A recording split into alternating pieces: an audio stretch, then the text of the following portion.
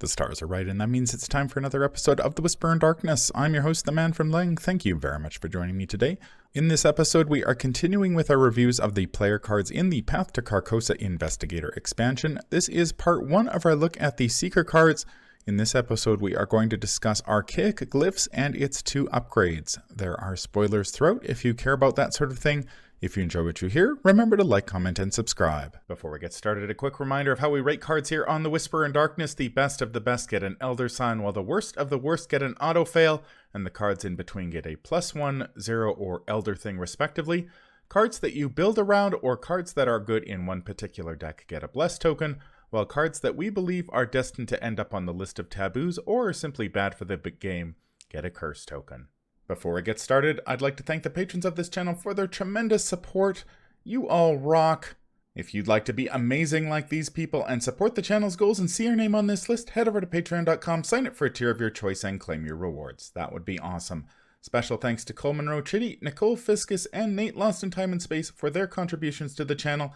I couldn't do it without you. Without further ado, let's get started. Welcome back, everyone, to our reviews of the player cards in the Path to Carcosa Investigator expansion. We wrapped up the Guardian cards and had a few interesting insights along the way. In this video, we are going to turn our attention to the Seeker cards. In this video, we are going to talk about the Archaic Glyphs and their 2 upgrades. Archaic Glyphs is a 0-cost asset with a intellect, skill icon, item, occult, and tome traits. As an action, you can discard a card with at least 1 intellect skill icon from your hand, place 1 resource on Archaic Glyphs from the token pool as a secret. Forced, after the 3rd secret is placed on Archaic Glyphs, discard Archaic Glyphs and gain 5 resources. Record in your campaign log that you have translated the glyphs. And Archaic Glyphs takes up a hand slot. So this was the second untranslated asset we received in the game. The first, of course, being the Strange Solution in the Dunwich Legacy. What do you guys think about this one? I think as far as these like side quest cards, this one feels pretty easy to fulfill. Yeah, it's just takes a few actions. 1 to play the glyphs, 3 to use the glyphs. Yeah, so this one, it's kind of action intensive. Oh, you don't have to exhaust it. Okay, so you can, at the end of the game, just like action, get rid of it. Okay, solve it. That's not too bad. Yeah, okay, you don't like have to pass any tests. Yeah. And there's like, I'm sure there's, especially in 3 and 4 player, there are those turns we've been talking about where you kind of just sit around and wait for stuff to happen, and this is really easy to fulfill in those turns. Yeah, it is kind of nice that it at least gives you 5 resources for your efforts too. Yeah, it's true. So it's not a total waste of 3 cards, which can feel like a huge bummer. Yeah, that's true. It kind of, yeah, I guess if you compare it to like just taking resource actions, it's not like the worst. Yeah. Or it's like each card gives you like a resource in a third. Yeah, roughly that's true. Resource and a half. Okay, so like even in this scenario, even in like scenario 1, when you have this, it's not too bad. Yeah, also the fact that it's a tome, you know, it just kind of synergizes with Daisy, our classic Seeker, as we were talking about during the Guardian cards. And one thing that's worth noting that's easy to overlook is that because the level 0 version is occult, the box's Mystic Akachi can take this thing as well.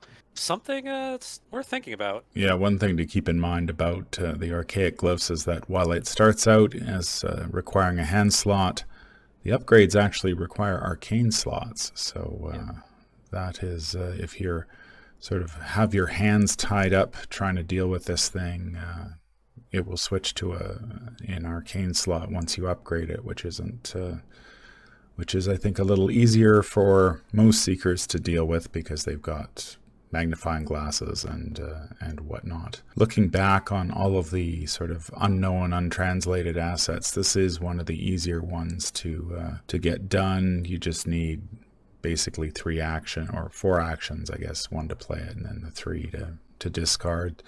If you've built a Seeker deck, you probably have a lot of cards with intellect skill icons on them, and you may not need those cards, so you can pitch 1 and away you go.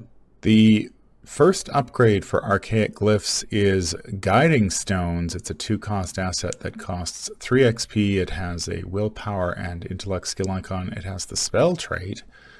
You can only include this asset in your deck by upgrading it from Archaic Glyphs Untranslated, and only if you have translated the glyphs in your campaign log. It uses 3 charges. As an action, you can spend a charge, investigate.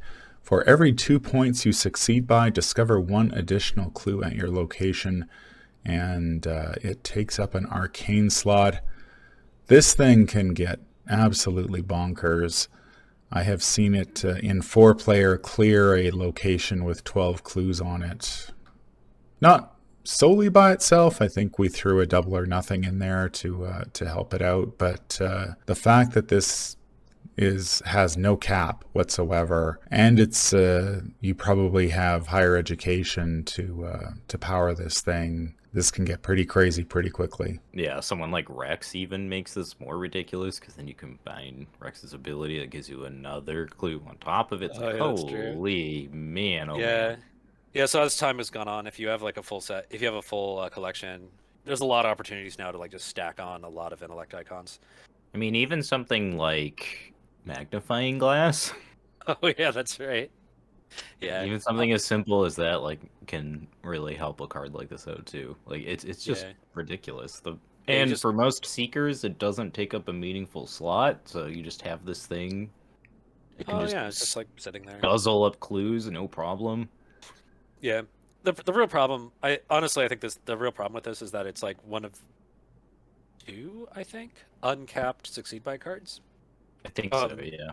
Yeah, and even then the other one, Lucky Cigarette Case Level 3, it doesn't compress your actions even more. But I think this is the only card that like has no cap and just keeps on compressing actions based on how much you succeed by. Especially in 4-player, when you can get like an 8 clue location like pretty commonly. It's like, well, just look at Archaic Glyphs and it's like, just compress all your actions you can and make the game faster. You know? And it combos nicely with a card that we'll discuss later too, Arcane Insight. Sure is the intended combo with the box is that you grab these 2 upgrades and now all of a sudden you're a clue grabbing machine with whatever secret you're playing. True. Yeah, I really wish this thing was capped, because if it was capped at like even just 2 additional clues, like I think it'd probably be fine. You know? Yeah, succeed by 4, get 3 clues in 1 action. Yeah, it's probably all right. Yeah, I think we looked at Shed of Light or Shed of Light in the Scarlet Keys. How much was that? 3 clues? 3 or 4? 3 clues total. Yeah. And that's like almost taboo worthy, like the way the environment's getting. So how would we rate this one? I don't know if it's bad for the game. Like, to me, I've never really experienced much of an issue with this card personally. Just usually by the time you get this card, it doesn't really matter if like 1 or 2 actions. If the Seeker is grabbing 80 million clues in 1 action, or if they're grabbing 500,000 clues in the other one, it's like whatever. It's I see what you the mean. same thing. Like, there gets to be a point where, you know, you're kind of just showing off in the game. Especially in 2-player. It's like, you know, an ability like this only gets you so far. Yeah. It's like, yeah, sure, you'll grab all the clues in a single action, but like you're only going to need this thing like a couple times a scenario in 2-player at least. In 3 and 4-player, this gets ridiculous. But in 2-player, it feels fine. So I'm gonna give it an Elder Sign. It's very powerful. I don't know if it's like class defining, but it is really good within the context of the box, and probably one of the better upgrades within the confines of just the first 3 boxes that you can really. Yeah. I'm gonna. It's having seen this a lot at like 3-4 player. I'm like, this is the curse. Because like not only do you like end the game more quickly, but you actually like give your fellow investigators like less to do, you know, by just like, oh, I got all the clues, and I'm like, I guess I have nothing to do. You know, I guess I'll draw, take a resource, you know, because Daisy's got it. Yeah, this is one of the cards that makes the game less fun when you have like 4 players. Yeah, because it really pigeonholes all of your investigation power into 1 player. And exactly. So much of the game is like surrounds investigating. It kind of definitely shines that spotlight, I think, like you said, a little too brightly on that 1 player. And because like in 2-player, like you're limited in that half the locations you run into might have 2 clues on them anyway. That's the limit that's the real limit on Archaic Glyphs, the number of clues at your location. But like when you're talking 4-player, when you have at least 4 on every location, like you could use this on every location, and that's probably a good idea. Yeah, you can make great use of it more than 2 times a game. You can use every investigate can be this, and you're probably gonna win. And then as a result, you end up like compressing the other players out of a good time. So I'm gonna give this a curse. Yeah, this doesn't get particularly abusive in solo, considering most locations have one, maybe two clues on them most of the time. So, and there are easier ways to get multiple clues than having to translate the glyphs and then pay 3 XP and get this in your deck. So while it is very good, it's the amount you can abuse it is pretty limited in solo. I'm going to give it an elder sign with the proviso that once you get into 3 or 4 player, this can trivialize those locations. And even like a 4 shroud location with like 4 clues per investigator can get pretty or 3 clues I think per investigator. It can get pretty trivial pretty quickly because I think those locations are supposed to be like hard sort of walls that you're supposed to overcome, and then this is like, well, we're done that, let's move on. So it can get pretty nuts and definitely curse worthy in higher player counts. But if you're just playing solo like I do most of the time, I don't know how often I've actually bothered to pick this up, to be honest, because you've got easier ways of getting multiple clues. Like deduction will do basically this without spending XP. Working a hunch will get you a clue if necessary. So actually, I think the next version of Archaic Glyphs is actually the one you want for lower player counts most of the time. Speaking of the other version of Archaic Glyphs, this is Prophecy Foretold, 2 cost asset, intellect, and agility skill icon spell trait. Same requirement that you translate the glyphs before you pick this up. Same number of charges at 3. As an action, spend 1 charge, investigate.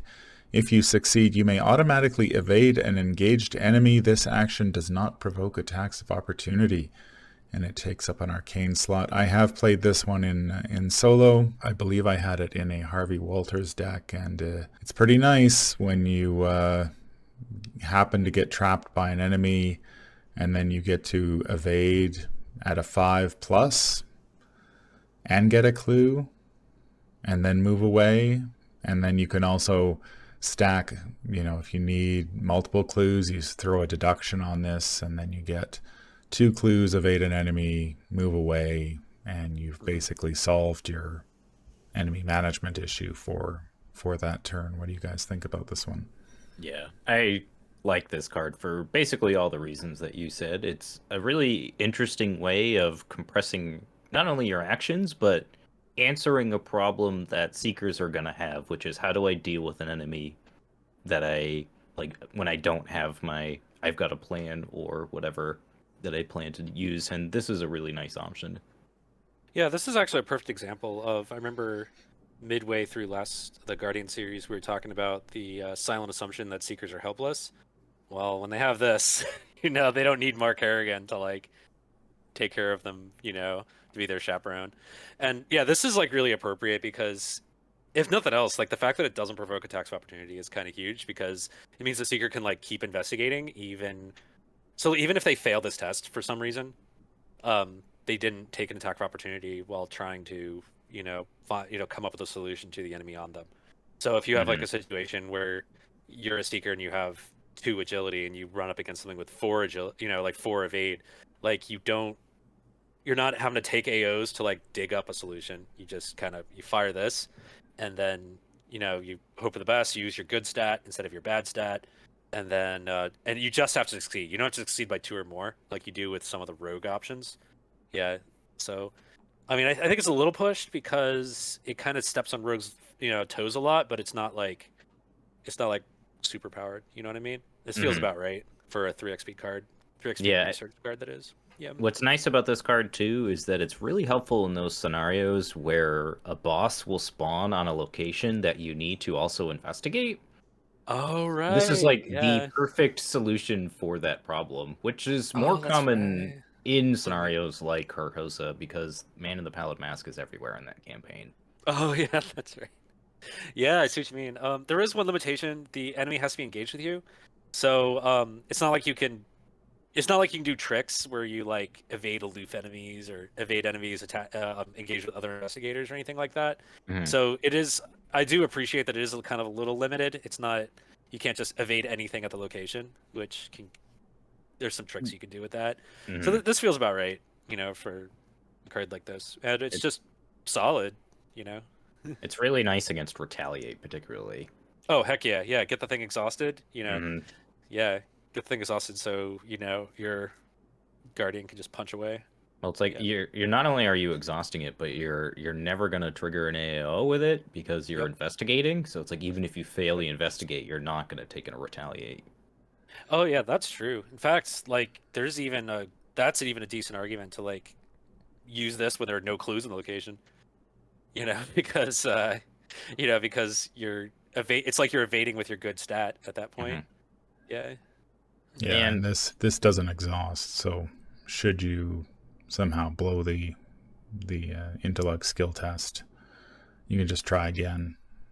How would we rate Archaic Glyphs Prophecy Foretold? I like this card quite a lot. I'm gonna give it an Elder Sign. I think it's really good. Yeah. I think in like a multiplayer setting, you kind of like when you have an enemy like this, you have teamwork to deal with it. So like in my experience with this card, because I've used this a couple of times, I feel like it's a +1. Like it's really good. It's really good and it feels about right. But like, do you need 3 XP and when you can like lean on the team? Like Hmm. yeah. So it's still very strong though, especially in decks like Ursula, I think, who are kind of mobile and can get away from the team, can run away, can like be separated pretty quickly. So I'm gonna give this a +1 because it's still very strong. I'm going to give this one an Elder Sign. In solo, it's very, very good. Nice to have that evade in your back pocket, and takes up a slot that most seekers don't care about.